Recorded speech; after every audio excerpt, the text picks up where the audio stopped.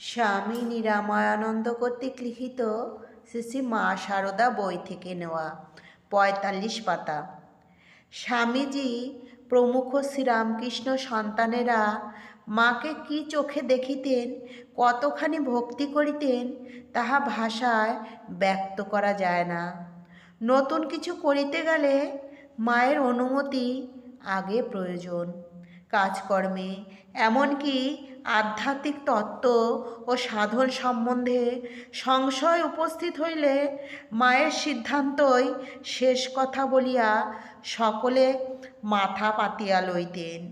সেই পবিত্রতা স্বরূপিণীর কাছে আসিবার সময় তাহারা করজোড়ে গম্ভীরভাবে আসিতেন, সাষ্টাঙ্গে প্রণিপাত করিয়া ধীরে ধীরে চলিয়া যাইতেন। জয় ঠাকুর, জয় মা, জয় স্বামীজি।